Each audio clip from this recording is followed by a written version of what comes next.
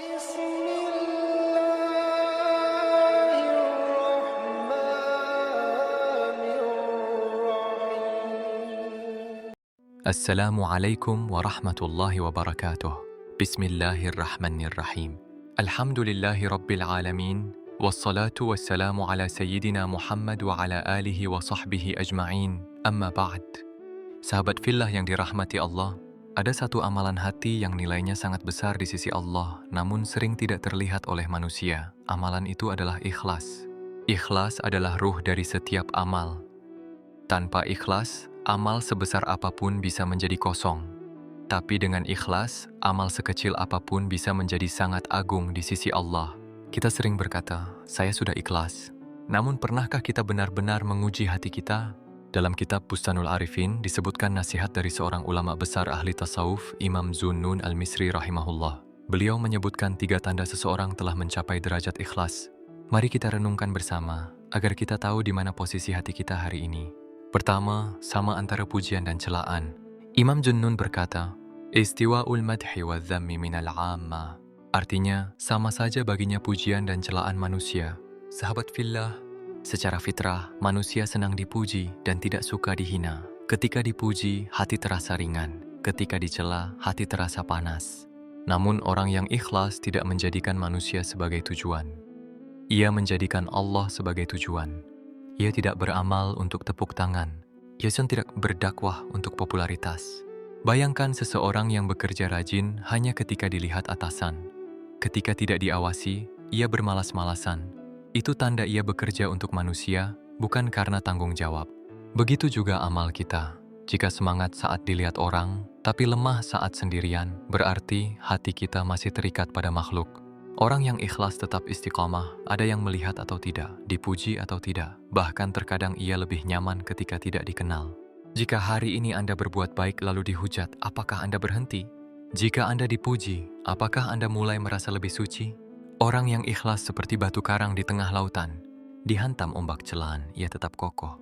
Disinari matahari pujian, ia tidak berubah bentuk. Karena yang ia cari bukan penilaian manusia, tetapi ridha Allah. Kedua, melupakan amal yang telah dilakukan. Tanda kedua adalah nisyatu ru'yatil a'mali fil a'mal. Artinya, melupakan amal ketika sedang beramal. Sahabat fillah, seringkali setelah kita membantu orang, bersedekah, atau berbuat baik, kita menyimpan memori itu dalam hati. Lalu suatu hari, ketika orang yang kita bantu tidak sesuai harapan, hati kita berkata, padahal dulu kalau bukan karena saya. Kalimat itu adalah alarm. Tanda bahwa amal kita belum sepenuhnya bersih. Orang yang ikhlas tidak sibuk menghitung jasanya. Ia tidak menyimpan daftar kebaikan yang pernah ia lakukan. Mengapa? Karena ia sadar kemampuan berbuat baik pun adalah karunia Allah. Jika Allah tidak memberi rezeki, waktu, kesehatan, dan kesempatan, kita tidak bisa beramal. Jadi apa yang mau dibanggakan?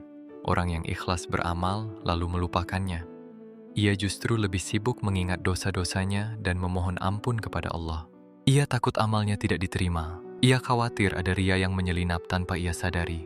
Inilah hati para solihin. Amal banyak, tapi merasa sedikit. Kita sering sebaliknya, amal sedikit, merasa banyak. Ketiga, mengharapkan balasan hanya di akhirat. Tanda ketiga adalah iqtida'u thawabil amali fil akhirah. Artinya, mengharapkan balasan amal sepenuhnya di akhirat.